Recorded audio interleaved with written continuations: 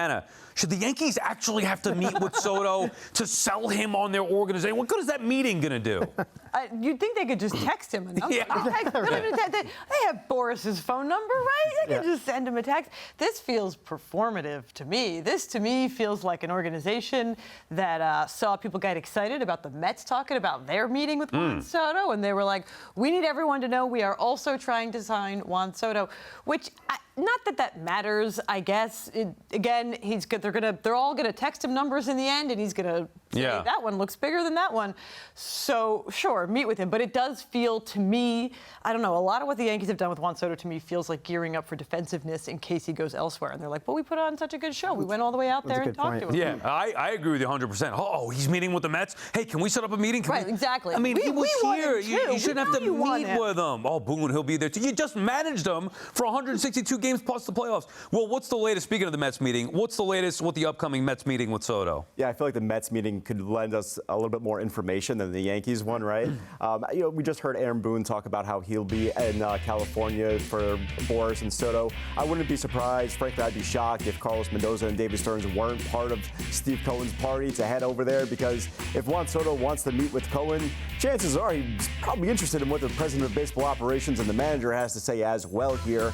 But what I'm really fascinated about is just Steve Cohen's role in all of this, because, look, from what we've known about Steve Cohen, he tends to get what he wants, but I'll remember back to the Yamamoto sweepstakes a year ago, where the final figure from Steve Cohen wasn't anything out of the stratosphere for what he ended up with. It was pretty close to what the Dodgers were able to match at the end. Now, granted, it wasn't a situation where they then went back to Steve Cohen and were like, hey, what can you do here? And maybe that could have went even higher. But my point is that we have not really seen him go above and beyond for a player in the way that everybody kind of dreamed that he would. Maybe this is different because it's Juan Soto, because he's this generational hitter. But that's what I'm really fascinated to see, is Steve Cohen's read on him to see if this is somebody that I need to go that extra mile with for a difference in my tenure as owner.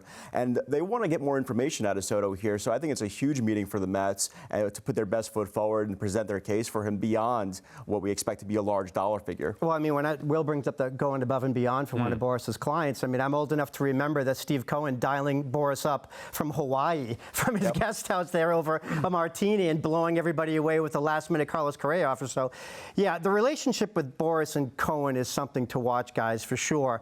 And it's a shocker, right? That Boris is one of his best friends, happens to be the richest owner in baseball. So this is a relationship that was actually, made, to happen here in free agency. So, and I think that means a lot. I mean, every time we've been out to LA, and that was a couple times during these playoffs, Cohen and Boris are talking a lot. Cohen likes being on the field during batting practice a lot more than typical owners do. And a lot of that time, he was either talking to Boris or they were coming onto the field together. So these are guys that spend a lot of time, I think, together talking business and how to, talk about baseball. And I think Soto and whoever else, we all know that Boris has a lot of other clients involved here. It helps having a cozy relationship with them. You guys said a lot of good stuff, and the one thing that I keep hearing in what you're saying is that Soto's going to be a man. Yes, they're going to get him.